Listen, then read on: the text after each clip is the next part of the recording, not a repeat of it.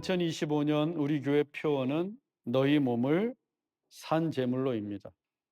이 제목으로 저는 이미 두 번의 설교를 했습니다. 먼저 송구 영신 예배에서 영적 예배는 우리 몸을 하나님께 드리는 헌신이라고 설교했습니다. 예배는 보는 것도 참석하는 것도 아닌 우리의 몸을 드리는 헌신입니다. 이때의 몸은 우리의 육체를 비롯한 우리의 마음과 뜻과 의지, 그리고 시간과 물질을 포함하는 전인체라고 했습니다. 그 전인체의 몸을 드리는 헌신이 영적 예배입니다. 신년 주일 예배에서는 그 몸의 의미를 확장해서 몸이 곧 삶이라고 설교했습니다. 우리의 삶을 하나님이 기뻐하시는 산제물로 드리는 것, 그것이 영적 예배라는 메시지였어요. 오늘은 너희 몸을 산제물로 세 번째 시간으로 산제물에 초점을 맞추어서 설교하겠습니다. 우리는 누구나 태어나면서부터 시간이 주어집니다.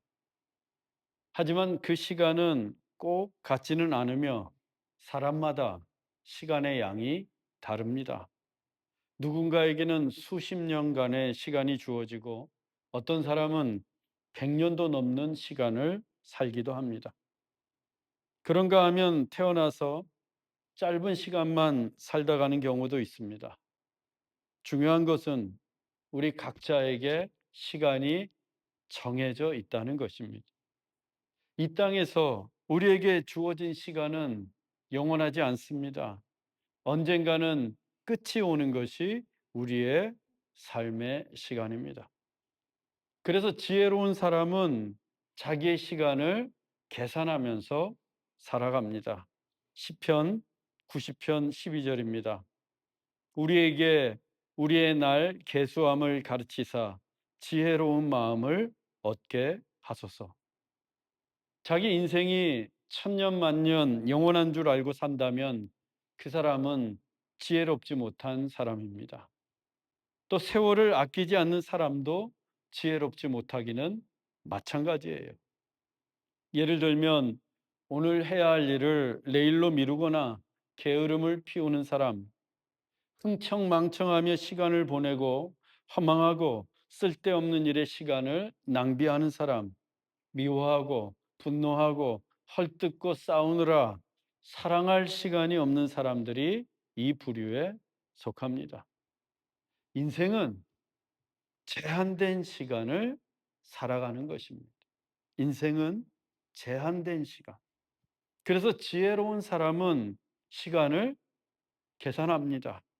나에게 남은 시간이 얼마인지, 내가 열심히 일할 시간이 얼마나 남았는지, 나의 전성기는 언제이고 어느 때가 되면 쇠퇴할 나이가 될지를 계산합니다.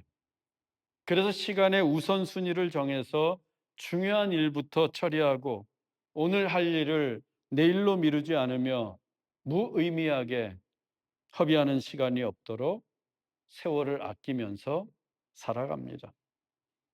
저도 제 목회의 시간이 얼마나 남았는지 계산하며 목회하고 있습니다. 그래서 올해는 성도들에게 무엇을 가르쳐야 하고 내년에는 무엇을 가르칠지, 5년 뒤에는 우리 교회가 어떤 모습이 되어야 할지를 생각하고 계획합니다. 오늘 지나간 시간은 결코 되돌아오지 않습니다. 과거 속으로 영원히 묻힙니다. 그래서 옛 소년들은 시간을 금이라고 했습니다. Time is gold. 그만큼 시간이 귀하다는 것입니다. 우리에게 시간이 정해져 있다면, 그래서 그 시간의 끝이 매일매일 다가오고 있다면 우리 인생에서 가장 중요한 일은 한 가지밖에 없습니다.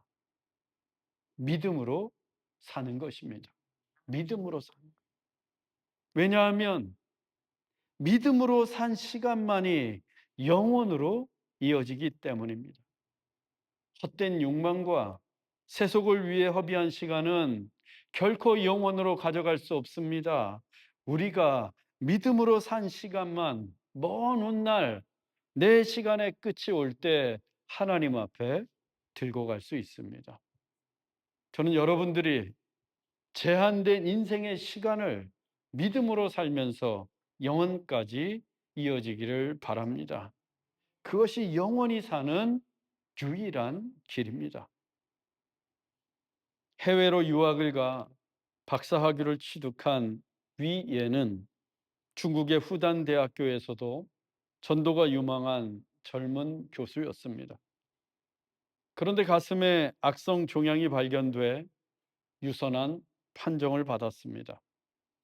그때가 힘든 공부를 마치고 교수가 된 지 2개월이 조금 넘었을 때였습니다.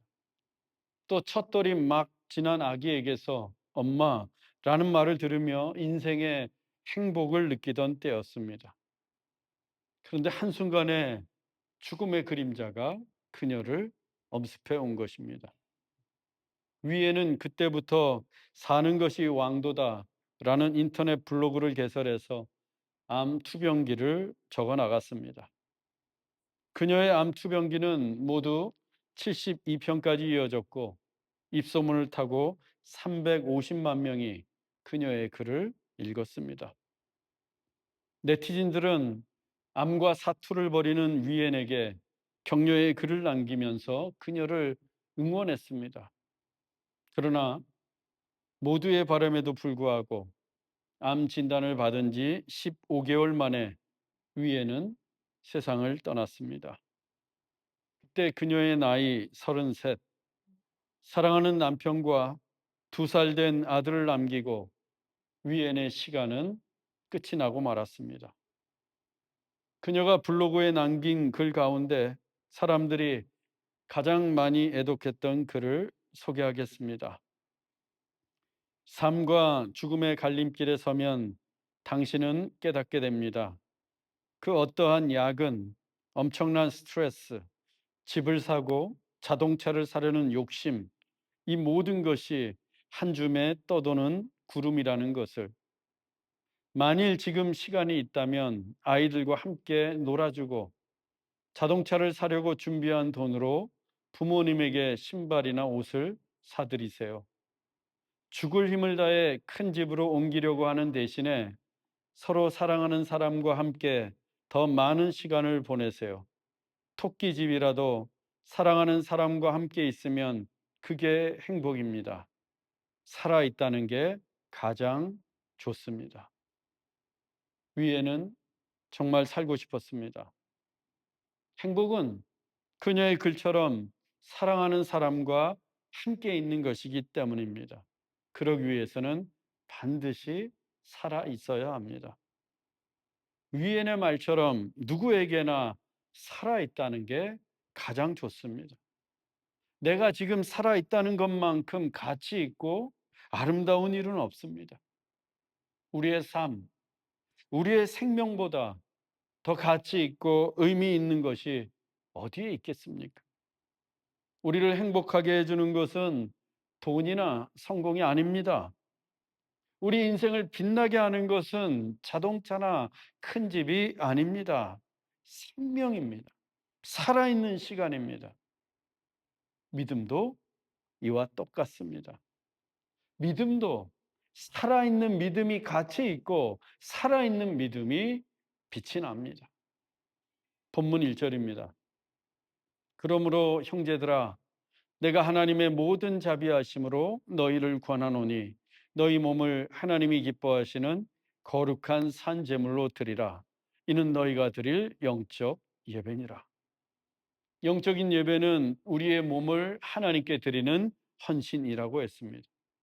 그때 그 몸은 하나님이 기뻐하시는 거룩한 산 제물이어야 합니다.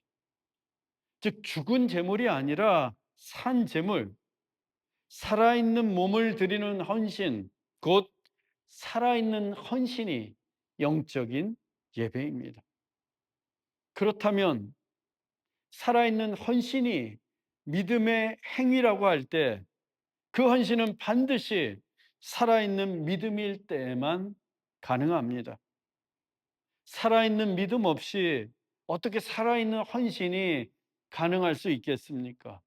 믿음이 죽었는데, 죽은 믿음인데 몸을 드린다고 해서 과연 산재물이 되겠습니까? 믿음이 살아있어야 살아있는 헌신이 되고, 살아있는 믿음으로 몸을 드릴 때 그 헌신이 산재물이 될 수 있습니다. 그래서 산재물과 살아있는 믿음은 동의어입니다. 언제든 서로 바꾸어 쓸 수 있는 동의어예요. 때문에 산재물 대신에 살아있는 믿음을 넣을 수 있습니다. 너희 몸을 하나님이 기뻐하시는 거룩한 살아있는 믿음으로 드리라. 이는 너희가 드릴 영적 예배니라. 우리의 몸을 살아있는 믿음으로 드릴 때에 하나님이 기뻐하시는 예배가 됩니다. 우리는 매주일 예배를 드립니다. 주일 예배만 1년에 52회를 드립니다. 3년이면 156회, 5년이면 260회, 10년이면 무려 520회나 됩니다. 금요 예배, 특별 예배까지 합하면 그 횟수가 2배가 넘습니다. More than 1,000 times. 1000번이 넘어요. 여기 계신 분들 중 상당수가 10년 이상 신앙생활 하신 분들입니다. 즉 주일 예배만 520번 이상을 드리신 분들이에요. 제가 목사로서 자신 있게 말씀드릴 수 있는 것은 10년이 아니라 1년만이라도 살아있는 믿음으로 예배를 드린다면 하나님이 기뻐하시는 예배자가 되는 것은 물론이고 여러분의 삶이 완전히 새롭게 됩니다. 살아있는 믿음으로 예배를 드리면 인생의 차원이 달라집니다. 날마다 성령의 충만함을 누리며 매 순간 은혜와 감사가 넘쳐나고 언제나 마음의 평화를 누릴 수 있습니다. 또한 이웃을 내 몸과 같이 사랑하고 세상을 보는 시각도 하나님의 관점으로 보게 되고 우리가 일하고 공부하고 살아가는 삶이 하나님 중심이 됩니다. 하나님께서 그와 같은 성도들을 축복하시지 않겠습니까? 살아있는 믿음으로 예배를 드리고 그의 삶이 하나님으로 인해 새로워지며 성령으로 충만한 인생을 하나님께서 축복하십니다. 하늘의 복을 가득하게 부어주십니다. 그 가정과 일터를 축복하십니다. 하나님이 기뻐하시는 자들인데 하늘의 문을 여시고 쌓을 곳이 없도록 복을 부어주시지 않겠습니까? 그렇다면 우리의 믿음이 살아 있어야 합니다. 살아있는 믿음으로 예배를 드려야 합니다. 우리는 신년 특별 새벽 기도회를 통해서 살아있는 믿음이란 행하는 믿음이라고 배웠습니다. 살아있는 믿음은 행하는 믿음이죠. 야고보서 2장 26절입니다. 영혼 없는 몸이 죽은 것 같이 행함이 없는 믿음은 죽은 것이니라. 이 몸에서 영혼이 분리되는 것이 죽음이에요. 몸만 있어서는 살아갈 수가 없습니다. 마찬가지로 믿음에서 행함이 분리되면 그 믿음은 죽은 겁니다. 행함은 없고 립 서비스, 말로만 떠드는 믿음은 죽은 거예요. 죽은 믿음으로는 아무리 예배를 드려봐야 소용이 없습니다. 죽은 믿음으로 복음을 전하고 죽은 믿음으로 성경을 이야기하고 죽은 믿음으로 설교를 해봐야 다 죽은 메시지일 뿐이에요. 귀신들도 그렇게 합니다. 야고보서 2장 19절에서 20절입니다. 내가 하나님은 한 분이신 줄을 믿느냐? 귀신들도 믿고 떠느니라. 아하 허탄한 사람아, 행함이 없는 믿음이 헛것인 줄을 알고자 하느냐. 우리가 전도를 할 때나 오랫동안 교회를 떠난 사람들을 교회로 인도하면 가장 자주 듣는 말이 이 말이에요. 나도 하나님이 계신 거는 믿어. 신년 특별 새벽 기도에서도 말씀을 드렸지만, 그들이 나도 하나님이 계신 것을 믿어 이 말을 하는 것은 자기들도 하나님을 믿고 있고 그 믿음이 자기들을 구원해 줄 거라고 여기기 때문입니다. 하나님이 계신다는 것만 믿어도 구원받고 천국에 갈 거라고 생각하기 때문이에요. 하지만 야고보 사도는 말합니다. 귀신들도 믿고 떠느니라. 귀신들도 하나님이 계신 것은 믿습니다. 귀신들이 하나님이 한 분인 것을 믿고 하나님이 얼마나 크신 분인지 하나님을 두려워하고 하나님 앞에서 떨어요. 하지만 귀신들이 구원을 받습니까? 귀신들이 천국을 가요? 귀신들은 결코 구원받지 못합니다. 귀신이 가야 할 곳은 오직 지옥뿐입니다. 그래서 나도 하나님이 계신 것을 믿어, 이 말처럼 허탄한 게 없어요. 왜? 그 믿음이 죽었기 때문입니다. 죽은 믿음이기 때문에 교회에 다니지 않고 예배도 드리지 않는 거예요. 죽은 믿음이기 때문에 하나님의 말씀을 외면하는 것입니다. 생각해 보세요. 죽은 믿음을 가지고 어떻게 영원히 사는 천국에 갈 수 있겠습니까? 믿음이 죽었는데 어떻게 영생하는 구원을 얻을 수가 있겠어요?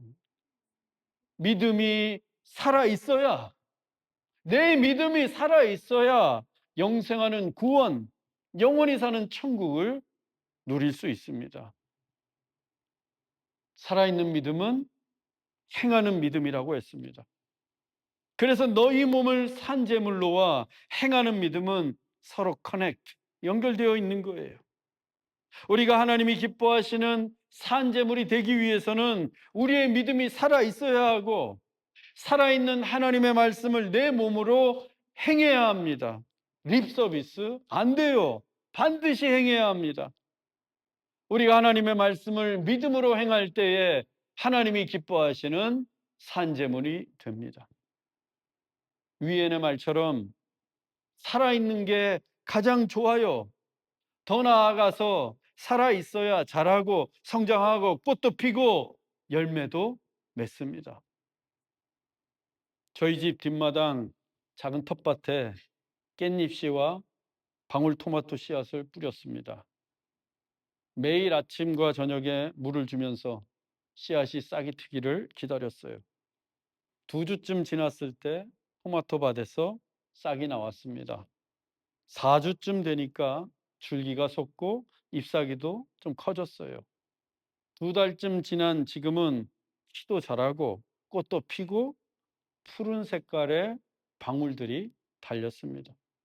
이제 조금 지나면 색깔도 붉게 변할 것입니다. 토마토가 살아있기 때문입니다. 그런데 깻잎 씨앗은 2주가 지나고 3주가 지나도 깜깜무소식입니다. 여태까지 싹이 트지 않은 걸 보니까 죽은 것 같아요. 죽은 것은 자라지 않습니다. 죽은 것은 열매를 맺지 못합니다. 우리의 믿음도 살아있으면 자라고 꽃이 피고 열매를 맺습니다. 하루하루 다르게 성장해 갑니다. 그러다 마침내 성령의 열매가 주렁주렁 맺히게 되는 거예요. 사랑하는 형제자매 여러분, 하나님은 우리에게서 살아있는 믿음을 보기 원하십니다. 행하는 믿음이 살아있는 믿음입니다. 하나님이 기뻐하시는 살아있는 헌신을 하십시다. 하나님의 말씀을 립 서비스로 믿는 것이 아니라 우리의 몸으로 믿고 행하십시다. 그래서 우리의 믿음의 밭에 싹이 나고 줄기가 솟고 꽃이 피고 성령의 열매가 풍성하게 맺기를 주 예수 그리스도의 이름으로 축원합니다. 기도하겠습니다. 사랑의 하나님, 살아있는 것이 가장 좋습니다. 살아있어야 자라고 꽃이 피고 열매를 맺습니다. 우리의 믿음이 살아있는 믿음이 되기를 원합니다. 립 서비스가 아닌 행하는 믿음이 살아있는 믿음인 것을 늘 기억하게 하옵소서. 우리의 몸으로 하나님의 말씀을 행하는 살아있는 믿음이 되게 하옵소서. 그래서 성령의 열매가 풍성히 맺는 2025년이 되게 하옵소서. 길이요 진리요 생명이신 예수 그리스도의 이름으로 기도하옵나이다. 아멘.